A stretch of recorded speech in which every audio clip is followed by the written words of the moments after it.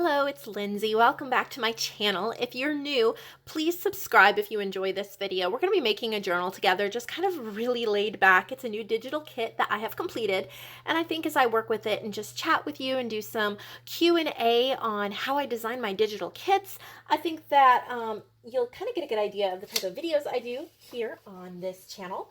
So please subscribe and stay a while. So I have just completed a new digital kit. It is called Light the Way. It is very different from my other kits, both in color and in theme.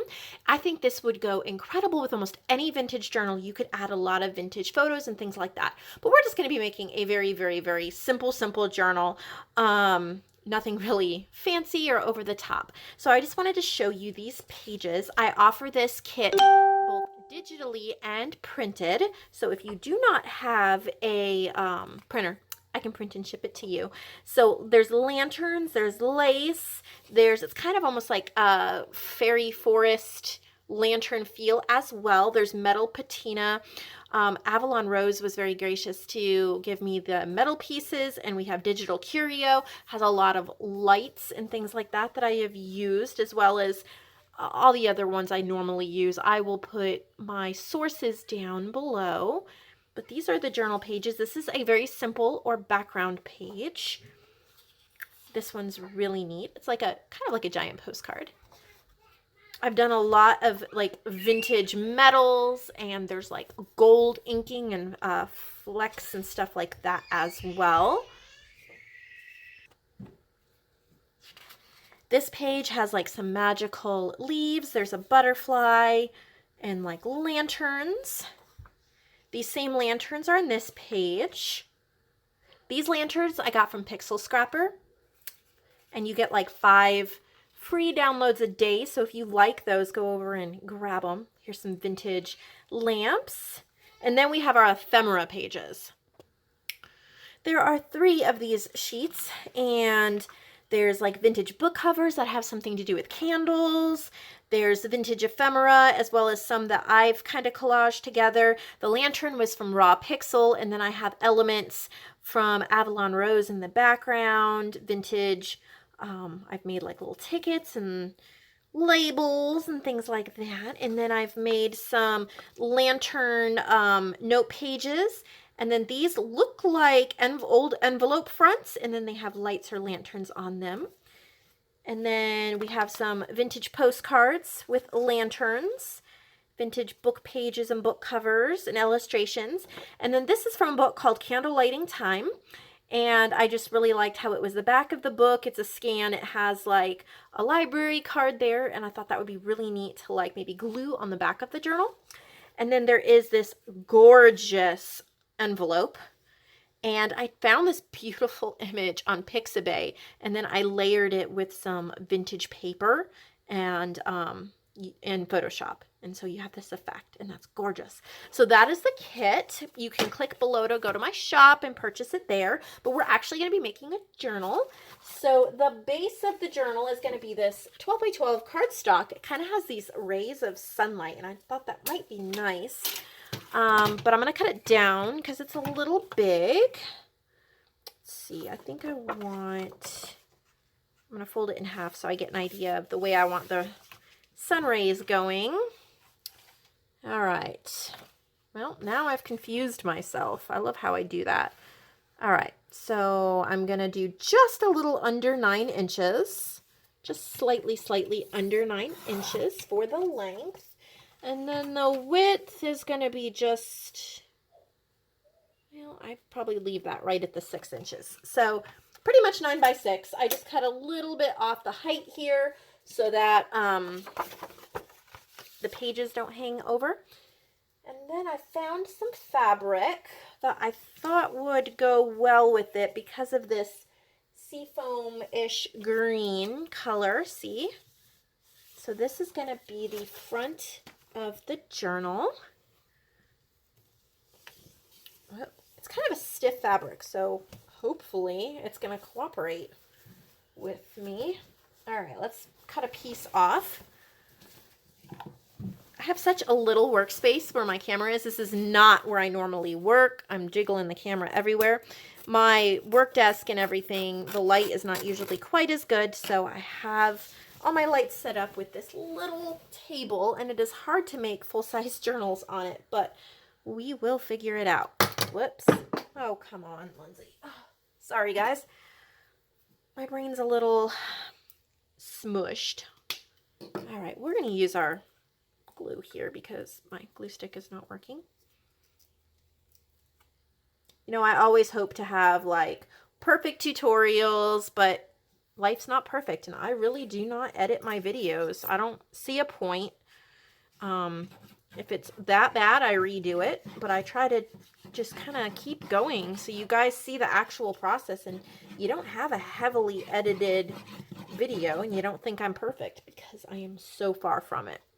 So I've added some of this, and I'm just, where the big globs of glue are, I'm going to just kind of smooth it out so that it doesn't really soak through the fabric and cause discoloration. All right, so here's a piece of fabric. Gonna try to line it up on here and then smooth it out. Sorry if the camera is jiggling.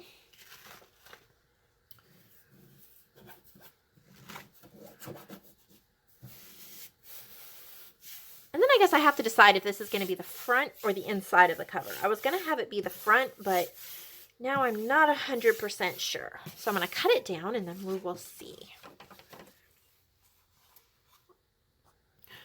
Okay, so not only did I trim it, but I just stitched around the edge.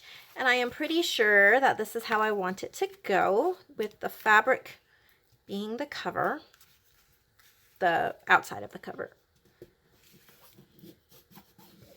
All right. Sorry for all the, there's no way I can keep that camera from jiggling. It's attached to the surface I'm working on. Okay, so there we go. I've got a little pucker here, but wow, super jiggles. Okay, let me see if I can steady it. There we go. All right. So now we're going to do the pages. I've grabbed a couple sheets of coffee dyed paper, and then we're going to have all of these.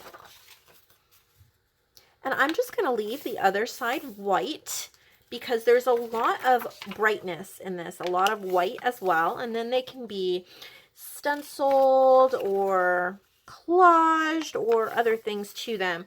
You know, I used to be a lot more afraid of bright white pages in my journal, but now I don't see any reason why white is not acceptable, as long as it looks creative. And remember, you're going to need places to write, so a white page with your writing on it is perfectly acceptable. I used to try to cover every single white page, and now I just don't think that is necessary or practical. I mean, if off-white is okay, why is bright white not okay? And of course, it depends upon the journal. This one, the white does go quite well with.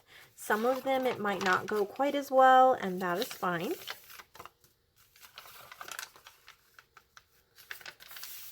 So I'm also just folding these coffee dyed pages in half. So I have 10 journal pages and 5 coffee dyed pages, and that should make 15 total. So while I'm putting these together, I'm just going to talk a little bit about my creative process when designing a kit. And even though I didn't get a list of questions from you guys, I kind of, you know, thought in my head what you all might ask, and if I did say something like that. So, yeah, anyway. So I thought that I would just talk a little bit about how I choose the papers or the images for my journals, and how I just kind of put it all together. I use Photoshop Elements 15, and the reason why I chose that is because I didn't take the whole course. There was only a few things. I still need to go back and finish taking it, but there's a course on Photoshop by the Graphics Fairy, and I think it's about $59 for the course, which I paid that, and it is definitely worth it. And I only took part of it because some of it is very simple, and I did have an idea of some of it, and some of it I just have not gotten to yet. I just kind of started designing once I got, you know, a little bit pointed in the right direction. But the course is using Photoshop Elements 15. So that's what I'm using. And I may upgrade to the newer one here in just a little bit, because I'm going to share a little thing with you. When I purchased I wanted Elements 15, but the newest one at the time I think was Elements 18. Now it's Elements 19. And I wanted the exact one that she used in the tutorial so that I wouldn't be confused and I wouldn't waste any time on that. I'm trying to figure out different, I need to go get my awl. Okay. So yes, I was saying that I wanted to buy an older version. So I searched online to find an older version, and I did, and I downloaded it, and it worked great. However, what I did not realize at the time was that it was a not an Adobe licensed product. It was like, I don't know, it wasn't like, it was like a pirated version or something, and that wasn't my fault. The company that I purchased it from was like not selling them legally, and I didn't know it. And so when I just purchased a new computer. It is an Apple iMac 27-inch 5K screen, and I just purchased that a few weeks ago. And when I went to try to go back and download the iOS version, because I now have an Apple computer, when I tried to do that, I could not find the website. I could not download it, and I tried to email them, and the emails came back. So when I did a little bit of research on it, the best I can tell is it's like one of those pop-up shops that sell things they're not supposed to sell, and then you're screwed. You can't re-download it. It's not an actual Adobe. Yeah, so I'm going to have to re-buy it. I think I paid $60 for that version, and now it's going to cost me $100, and I'm not looking forward to that. So if I'm going to pay $100, I might as well just upgrade, since that is the cost of the new Elements, or buying the older version. So more information than you guys wanted, I'm sure. But just be careful with that. Make sure you're buying it, like buy it off of Amazon or buy it straight from Adobe. Or like staples.com or in an actual store. Don't go to like an off-site like I did. I mean, I paid for it, so I thought that I was actually buying it. I didn't think, it's not like I just pirated it and had a free download. I mean, I paid for it, and I thought that it was legit. It wasn't. And so now that is what I love designing in, I'm definitely going to have to buy it, and it's pretty much losing $60. So be careful with that. So I do highly suggest the Graphics Fairy, whoops, which way am I going here? The Graphics Fairy Photoshop course, because she goes all into it. It makes it so easy to understand, even for this beginner who has never used Photoshop and is not really familiar with any kind of graphics program. So I do suggest that. This video is not sponsored or anything. I bought it myself, and I like it, and I definitely think that it is worth it. If you can't afford to pay for it, I would suggest that you try Tracy Fox. I know that she has some Photoshop tutorials on her site. I've watched like a couple minutes of them, but they were pretty simple things that had already been covered in the course that I had taken, so I didn't like do a full review of it. But that would definitely be somewhere to start. It's not, I don't think she goes into everything, and it's not like a comprehensive course, but that would definitely give you a kickstart if you can't afford, the entire thing. So I would suggest you look at that as well. I would like to make some Photoshop tutorial videos for you guys as well, and I probably will do that sometime in the next year or two. But my house has been way too loud with my 3 little boys to film out where my computer is, but 2 of them are going to school part-time, like kindergarten, in January, so the house will be a little quieter. I'll just have the 2-year-old, who he's pretty quiet when he's by himself. He just likes to chill out, and he's only crazy when his brothers are around. So maybe I will be able to do some of that. I do hope so. But now let's talk about, well, since I'm doing this envelope, let's talk about envelopes, because this is something that totally stumped me. I know that most journal kits do not seem complete if they do not have an envelope. However, some of my journal kits do not have envelopes because I could not figure it out. I am not good at drawing things, of coming up with things. I need templates. I can graphic design. I mean, I can take images that somebody else has made and I can create something new with them. This is a gold ink, by the way. It's really pretty. And that is my strength. But trying to design an envelope, it was just a headache. And I've asked a couple of you what you do for your envelopes if you're a graphic designer. And it seemed like you scanned an envelope and then uploaded it. And yes, I technically can do that. It sounded more difficult than I wanted to deal with. I'm sure that I'm just overthinking it. So I went on Etsy and I found, I wish I could remember the name of the Etsy shop. I will try to put it in the links below if I remember. If I don't, please comment on this video and say, Lindsay, what was the name of that shop that had the templates? But there is an Etsy shop that has templates, Photoshop templates, or they also have like the PNG or the JPEG version if you don't have Photoshop. There are a whole bunch of different templates. So I purchased an envelope template off of there. I've also purchased some other templates from that shop. They're only about, I think it's like $2, and commercial use is allowed and all that sort of thing. So that is now what I do for my, I think she has more than one, but this is the one that I've purchased. I'm really happy with the way it looks. It is super easy. The clipping masks are already set up for you and all that. So foolproof. Super happy with that. So I thought I'd mention that. And then since I'm cutting out an ephemera sheet right now, let me talk about some tips that I have learned, because I started designing about a year and a half ago. I mean, okay, when I was a little girl, I played around with Print Shop, I think it was called. My dad bought it for me and I would make stationery and then write to my pen pals on it. And I loved doing that. I've always had a propensity toward like graphic design, even though I'm not like actually trained in it. I've done some studying on it personally, but not school trained in it. But anyway, so when I started trying to do a kit, I didn't know, it was so hard to do these ephemera sheets. They were so time intensive. I didn't know what I was doing and I was pulling my hair out. So I have learned tips and tricks, and hopefully I'll be able to share those with you more in a video. It's a little bit harder to talk about them, but I pretty much just layer different, either, use vintage ephemera, like this isn't layered or anything. It's just a scan from a vintage book, or like these, I've layered different things and then just I'm not using the right words. It's hard to, it's hard to explain unless I'm showing it to you on the computer screen.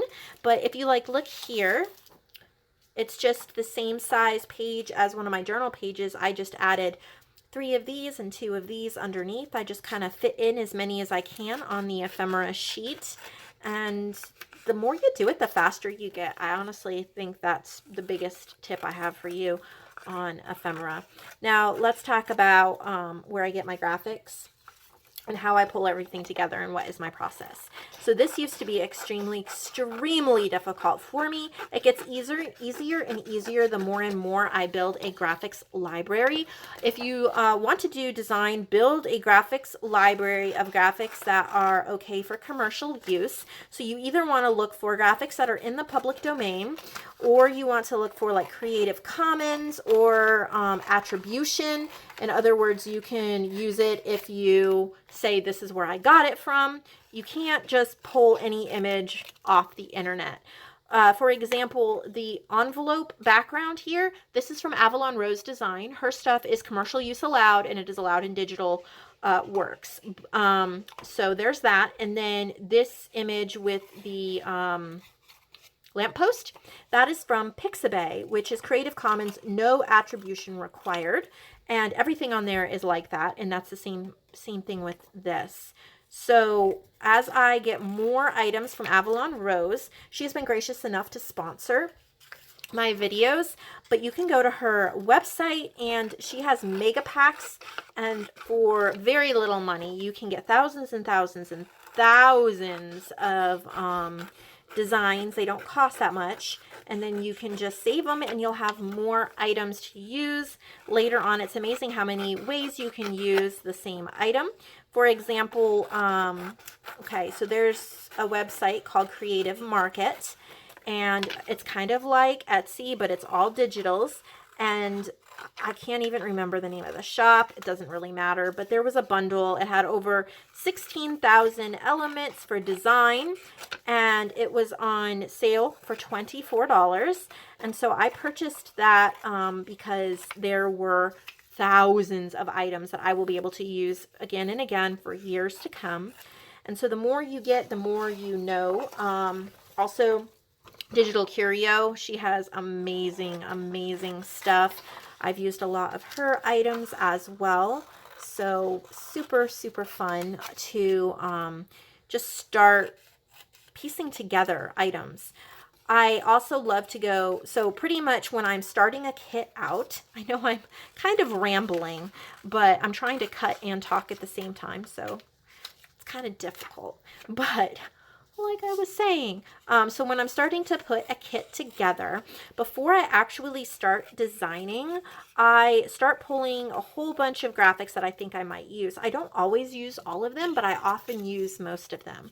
And I'll go to the list of websites that you will see in the description box below, and then sometimes other ones as well, but the ones in the description box below, they're the ones that my main go-tos for these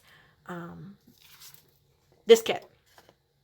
And I will go to each one and I'll type in my keywords and search words. So for this one, I typed in lantern, I typed in light, I typed in candle, things like that. And then all of the ones I thought that I might want to use, I downloaded. And I keep them in my downloads folder on my computer until my kit is completed.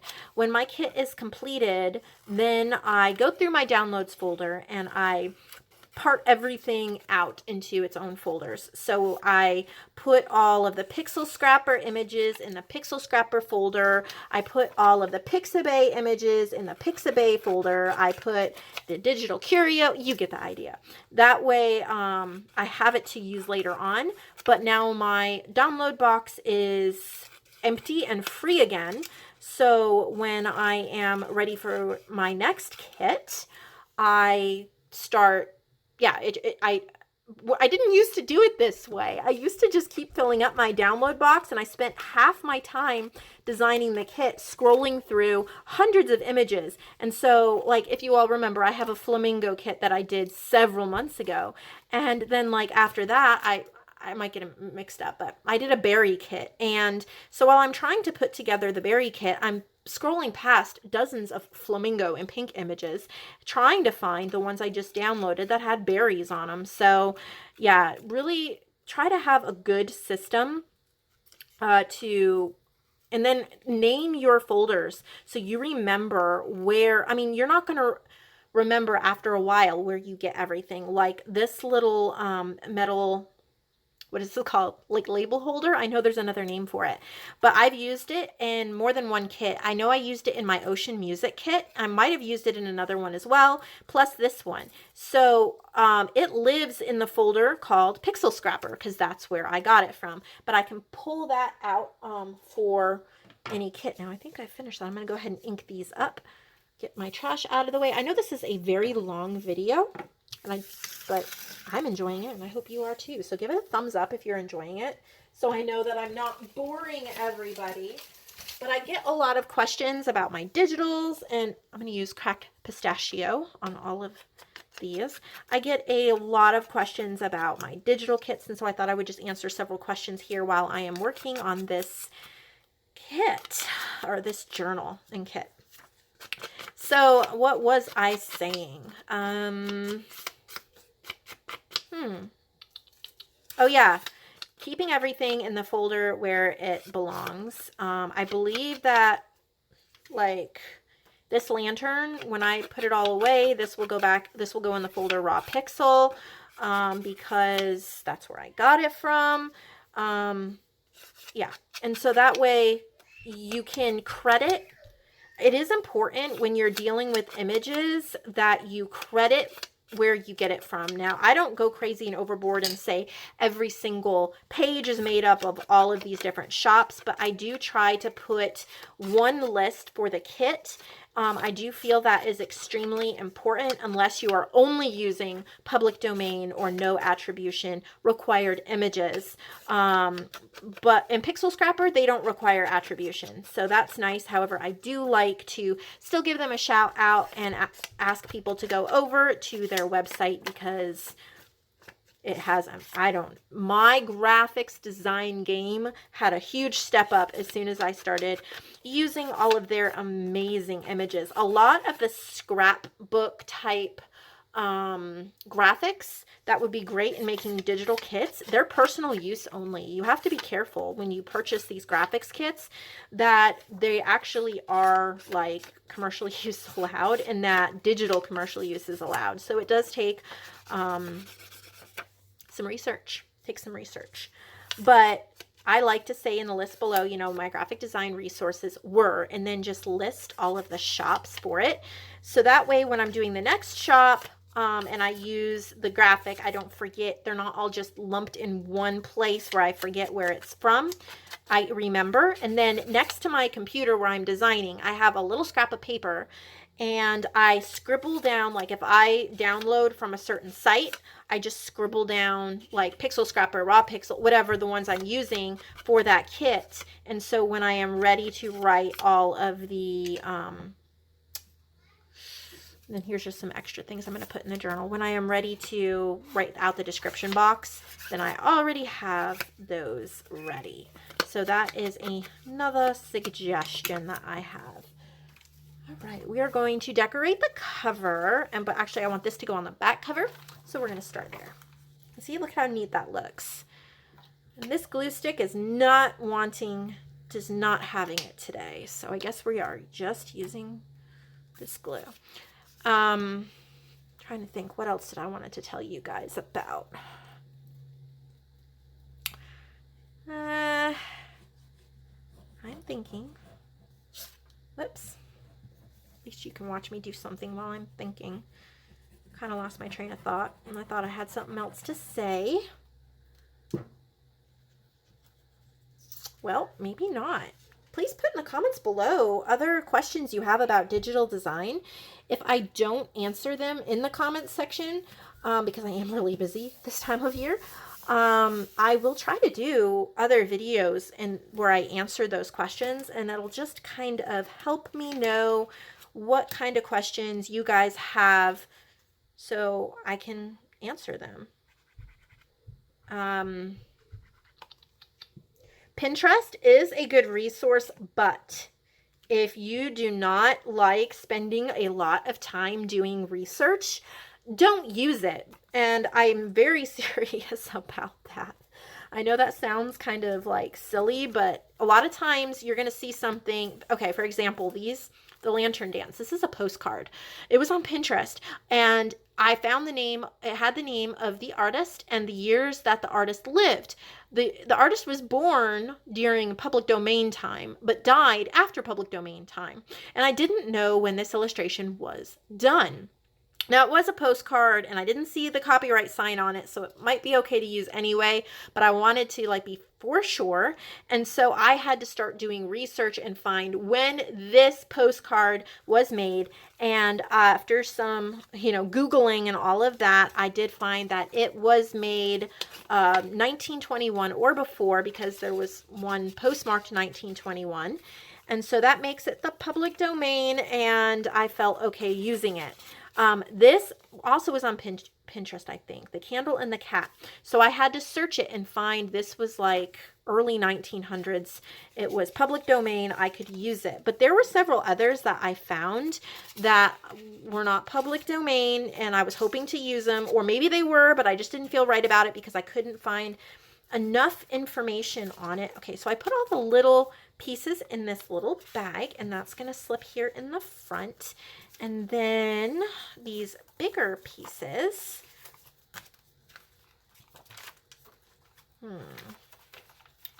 oh, yeah, envelope, yes, I'm going to slip in here. So this is going to be a decorate your own journal. Where do I want this? So Pinterest, you just have to use so carefully. Like, it is a great resource, but you can't just say, oh, it looks old, I'm going to grab it. You do have to pay attention to where it came from and all of that. Oh, well, I guess I'm going to want to decorate the cover. So which image do I want for the cover?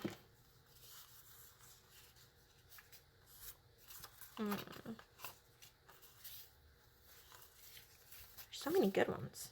Like this, 1896, obviously public domain. So just pay attention to that. Now I'm thinking and not paying attention to talking, because I already put everything away and I realized I did not decorate the cover. So what might I want to decorate the cover with? Maybe that one. Maybe that one. Maybe that one. This journal will be available in my shop just like this. It'll have the 2 envelopes full of the ephemera to use. However, the cover, oh wow, I love that. Okay, that's pretty, but that just, that's nice too. But I like this because it, oh wow, you could really go either way, you guys. I'm already at over 30 minutes for this video. So if you are still watching, give this a thumbs up, and thumbs up to you for sure. My goodness. Okay, do I like that? I like that. Okay, so let's put all of the little pieces back in the little key bag, and that's gonna go in the front here. And then all of these bigger pieces back in the envelope. So this will be ready to decorate. Pretty much you get the entire kit here. And I just thought that you guys might enjoy this to pretty much buy a journal ready for you. I have some little scraps of lace here that I can do some layering with. All right, so I think I'm pretty much done with all my design thoughts for this video. However, like I said, please let me know what other questions you have. I know that I want to answer more. When I started this journey of designing, I was so frustrated because I could find very little information on designing for journals, designing for this, and people were helpful for sure, but there weren't a whole lot of people that I could talk to about it. The bigger names, of course, are very busy. And the smaller, the ones who are new, they, you know, if we didn't use the same program, I don't know. It was just hard to find information on. And it is worth spending a little bit of money to learn. So like buying the graphics fairy course, definitely worth it. I've paid that back.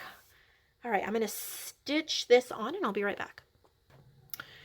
So I just stitched the lace to this, and oh, I am making a mess. Let me grab a piece of trash. There we go. And then I like to put the glue right around the stitches. So I know I didn't exactly talk you through everything that I did in this journal. However, it's a very simple journal that I've showed how to make this many times on my channel, this type of a journal. And so hopefully you got a little bit of inspiration to work with this kit. I hope you love the color scheme as much as I do. There we go. All right, so that's how the journal is going to look and going to come. I'm just going to flip through it really quick. I did leave these sides blank. You can stencil on them. You can leave them blank, write on them. Whatever you would like. Look at that gorgeousness. Oh, if you love that liquid gold overlay, go to Digital Curio. That's where I got that from. Like this liquid gold here. Owning design elements like that you can use over and over again in all these different kits, but each kit still looks different and unique, is definitely worth it. Oh, and if you didn't notice, this is like a vintage paper. There's a little staple at the top. It is so cute. And there you have it. I love how it came out. I hope that one of you, oh, and I got glue on the front. Let's wipe that off. I hope that one of you loves it just as much as I do. Come on. There we go. All right, so here it is. Light the Way. That is the name of the kit. I'm probably actually going to go ahead and put 2 little rhinestones right here. So final peek. I put 2 little rhinestones. They're kind of like that seafoam green right there on that. Very nice. I love how it came out. So thank you so much for watching. And I do have more of this fabric that I covered the journal with. So I will, if you write in the notes section that you want a piece of the fabric when you purchase the printed version of the kit, and I will put a piece in so you can cover your journal with the same fabric free of charge. I love each and every one of you. Thank you for watching this very long video.